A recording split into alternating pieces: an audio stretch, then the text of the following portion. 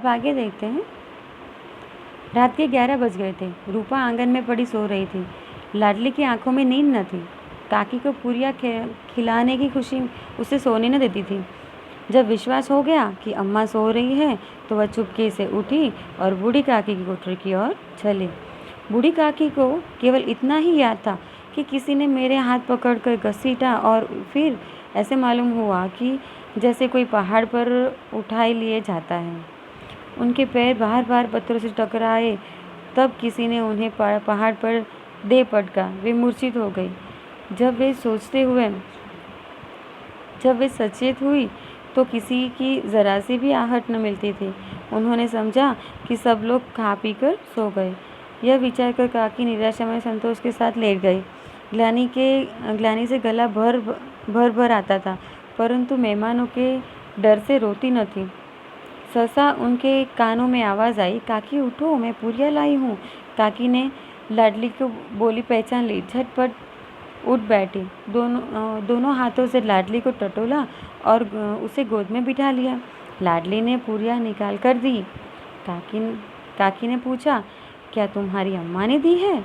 लाडली ने कहा, नहीं, मेरे हिस्से की है। काकी पूरियाँ पर टूट पड़ी।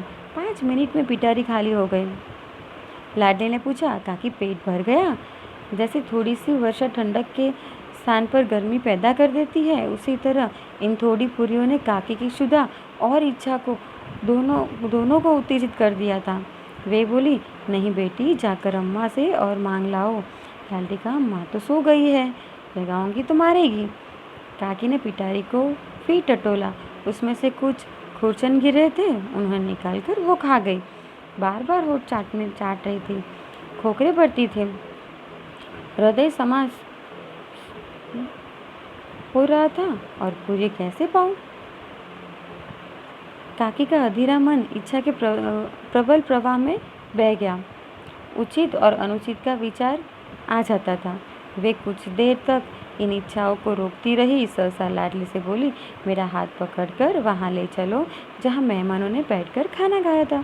अब यहाँ पर देखो, यहाँ पर क्या था कि बूढ़ी काकी, ऐसा लगता है उसको जैसे पकड़ के किसी ने फेंक दिया और वो बहुत टकराती है, पर वो बेहोश हो जाती है, मतलब सो जाती है। तो लाडली अगर एकदम से उसको जगाती है, जगाने के बाद उसको बोलते हैं कि थोड़ी पूरियाँ आपके लिए लाई हूँ, खा लो। तो वो खाती है। जैसे उसको ज़्यादा भूख लगती है, वो खाकर थोड़ी बहुत खुरचन जो होती है वो भी खा लेती है, लेकिन फिर भी उसको भूख लगी हुई होती है।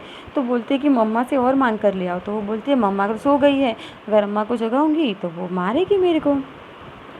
तो फिर क्या होता है आगे देखते हैं। और फिर उसको बोलती है कि भाई तुम मुझे जहाँ पर मेहमान ने खाना खाया था वहाँ पर जाकर बिठा दो। हृदय समझ रहा था कि पूरी कैसे पाऊँ। काकी का अधीर मन इच्छा के प्रबल प्रवाह में बह गया था। अनुचित का विचार जाता था। वे कुछ ही देर तक इस इच्छा को रोकती थी। सहसा लाडली बोली, मेरा हाथ पकड़कर वहाँ ले चलो जहाँ मेहमानों ने बैठकर खाना खाया है। लाडली उनका अभिप्राय समझ न सकी। उसने काकी का हाथ पकड़ा और ले जाकर जुट्टे पत्तलों के पास बिठा दिया। काकी पत्तलों से पूड़ियों में टुकड़े चुन चुन कर खाने लगी। ओह, दही कितना स्वादिष्ट था, कचौरियाँ कितनी सलोनी, खस्ता कितना सुकोमल। काकी बुद्धिहीन होते हुए भी इतना जानती थी कि ये मैं क्या कर रही हूँ।